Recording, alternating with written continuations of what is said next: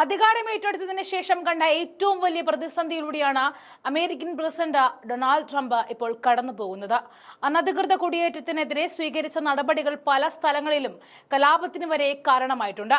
ട്രംപിന്റെ കൂടാരത്തിൽ നിന്നും തന്നെ വിമർശനം ശക്തമായി ഉയർന്നു കഴിഞ്ഞു.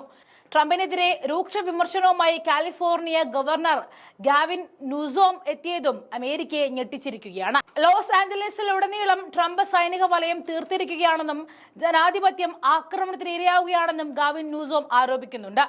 ട്രംപിന്റെ കുടിയേറ്റ നടപടികൾ അനധികൃത കുടിയേറ്റക്കാരെ മാത്രമല്ല ലക്ഷ്യമിടുന്നത് എന്നും രാജ്യത്ത് ദിവസവേതനത്തിനായി പണിയെടുക്കുന്ന സാധാരണക്കാരെയും ബാധിക്കുന്നു എന്നും ഗാവിൻ ന്യൂസോം പറഞ്ഞു.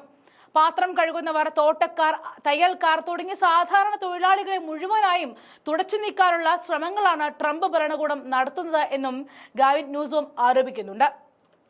വൈറ്റ് ഹൌസുമായിട്ട് സംഘർഷങ്ങൾ രൂക്ഷമായതോടെയാണ് US immigration and customs enforcement ഏജന്റുമാർ നിരപരാധികളായവരെ കൂടി കസ്റ്റഡിയിലെടുക്കുകയാണെന്ന ആരോപണം ട്രംപിനെ വലയ്ക്കുന്നത്.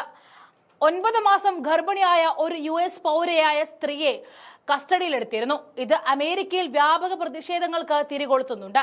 ട്രംപിന്റെ നടപടി തീർത്തും നിയമവിരുദ്ധമാണെന്ന് ചൂണ്ടിക്കാട്ടിയ ഗവർണർ ഇത് മറ്റ് സംസ്ഥാനങ്ങൾക്കുള്ള മുന്നറിയിപ്പാണെന്നും പറയുന്നുണ്ട്. പ്രതിഷേധം തുടരുന്ന സാഹചര്യത്തിൽ ലോസ് ആഞ്ചലസിൽ പ്രാദേശിക അടിയന്തരാവസ്ഥ പ്രഖ്യാപിച്ചിരിക്കുകയാണ്. ലോസ് ആഞ്ചലസ് മേയർ കാരൻ ബാസിന്റേതാണ് പ്രഖ്യാപനം. ICEയുടെ റെയ്ഡുകൾ അവസാനിപ്പിച്ചാൽ മാത്രമേ പ്രതിഷേധം അവസാനിക്കുകയുള്ളൂ എന്നും മേയർ അറിയിച്ചു.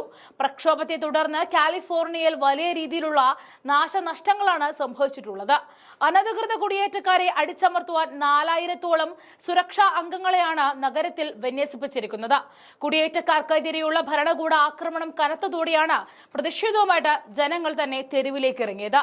ഇതോടെ ഫെഡറൽ സർക്കാരും കാലിഫോർണിയ നേതാക്കളും തമ്മിലുള്ള സംഘർഷവും വർദ്ധിച്ചിരിക്കുകയാണ്. ഫെഡറൽ സർക്കാർ കുടിയേറ്റക്കാർക്കെതിരെ നടത്തിയ റെയ്ഡുകൾ ദിവസവേതനക്കാരായ തൊഴിലാളികളെ കാര്യമായി ബാധിച്ചിരുന്നു. കൂടാതെ നഗരത്തെ ആകെ സ്തംഭന അവസ്ഥയിലാക്കുകയും ചെയ്തു. 1965 ശേഷം ഇതാദ്യമായിട്ടാണ് ഗവർണറുടെ അനുമതിയില്ലാതെ ഒരു പ്രസിഡന്റ് നാഷണൽ ഗാർഡിനെ വിന്യസിപ്പിക്കുന്നത്. അനധികൃത കുടിയേറ്റക്കാരെ അറസ്റ്റ് ചെയ്യാനുള്ള ഫെഡറൽ ഗവൺമെന്റിന്റെ നീക്കത്തിനെതിരെയാണ് ലോസ് ആഞ്ചലസിൽ പ്രതിഷേധം കനക്കുന്നത്. ശനിയാഴ്ച ലോസ് ആഞ്ചലസിലെ പാരാമൗണ്ടിൽ ആരംഭിച്ച പ്രതിഷേധമായിരുന്നു സംഘർഷത്തിലേക്ക് വഴിമാറിയത്. ട്രംപ് നാഷണൽ ഗാർഡിനെ ഇറക്കിയതോടെ പ്രതിഷേധം കൂടുതൽ രൂക്ഷമായിരിക്കുകയാണ് ഇപ്പോൾ.